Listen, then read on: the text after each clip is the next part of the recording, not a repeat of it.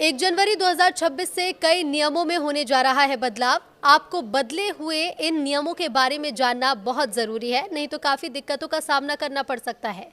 नमस्कार, न्यूज़ 18 का digital platform आप देख रहे हैं और मैं हूं रितु सिंह। नया साल 2026 लोगों के जीवन में कई अहम बदलाव लेकर आने वाला है। 1 जनवरी 2026 से कई नियमों में बदलाव होंगे, जिसका सीधा असर आपके ऊपर पड़ेगा।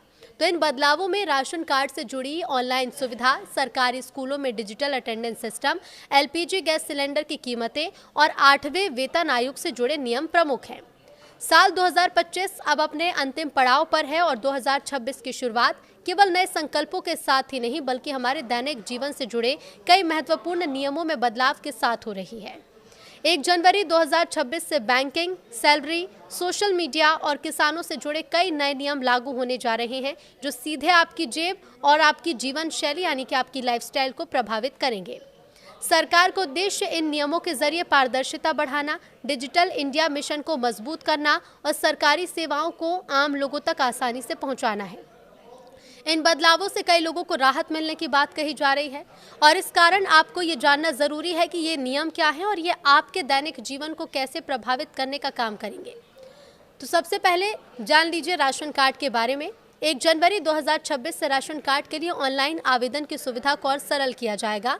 अब नागरिक घर बैठे मोबाइल या कंप्यूटर के जरिए नया राशन कार्ड बनवा सकेंगे और उसमें संशोधन कर सकेंगे।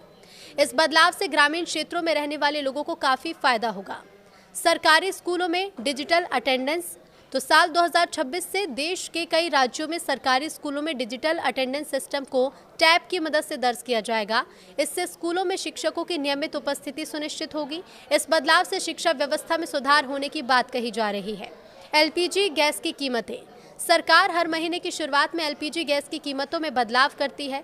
इस कारण 1 जनवरी 2026 को एलपीजी गैस कीमतों में बदलाव देखने को मिल सकता है। दिसंबर के महीने में कमर्शियल सिलेंडर की कीमतों में 10 रुपए की कटौती की गई थी। इस कारण उम्मीद है कि 1 जनवरी से घरेलू गैस सिलेंडर के दाम में भी कटौती हो सकती है।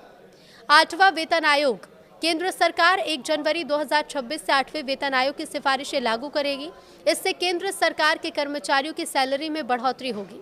हालांकि वास्तविक वेतन संशोधन और बकाया राशि मिलने में थोड़ा समय जरूर लग सकता है।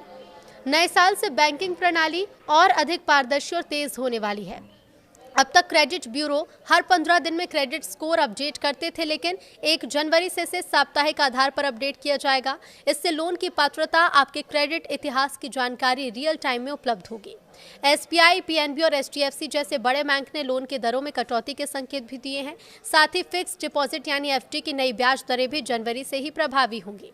बैंकिंग और सरकारी सेवाओं का लाभ उठाने के लिए पैन को आधार से जोड़ना अब अनिवार्य हो गया है और ऐसा न करने पर आपकी बैंकिंग सेवाएं बाधित हो सकती हैं। ऑनलाइन धोखाधड़ी को रोकने के लिए सरकार और बैंक सख्त रुख अपना रहे हैं। डिजिटल भुगतान के मानकों को और कड़ा किया जा रहा है। विशेष रूप से व्हाट्सएप, टेलीग्राम और सिग्नल जैसे मैसेजिंग ऐप्स के लिए सिम वेरिफिकेशन के नियम सख्त होंगे, ताकि स्पैम और वित्तीय धोखाधड़ी पर लगाम लगाई जा सके। भारत सरकार बच्चों के मानसिक स्वास्थ्य और सुरक्षा को लेकर भी गंभीर है। ऑस्ट्रेलिया और मलेशिया की तर्ज पर भारत में भी 16 साल से कम उम्र के बच्चों के लिए सोशल मीडिया के उपयोग पर कड़े प्रतिबंध लगाए जा सकते हैं। इसमें आयु सत्यापन और माता पिता के नियंत्रण जैसे फीचर्स शामिल होंगे। सरकारी कर्मियों के लिए नया साल बड़ी राहत लेकर आ सकता है। ऐसी संभावना है कि 1 जनवरी 2026 से 8वें वेतन आयोग की सिफारिशें लागू हो जाएं। इसके साथ ही महंगाई भत्ते में भी बढ़ोतरी की उम्मीद है, जिससे कर्मचारियों की इन हैंड सैलरी में इजाफा होगा। किसानों को मिलने वाली सरकारी सहायता अब और अधिक व्यवस्थित होगी। उत्तर प्रदेश जैसे राज्यों में पीएम किसान योजना का लाभ जारी रखने के लिए किसानों को अपनी विशिष्ट पहचान आईडी बनानी होगी। पीएम किसान फसल बीमा योजना के तहत अब जंगली जानवरों द्वारा फसल के नुकसान को भी कवर किया जाएगा। हालांकि इसकी शर्त यह है कि नुकसान की रिपोर्ट 72 घंटे के अंदर करनी होगी।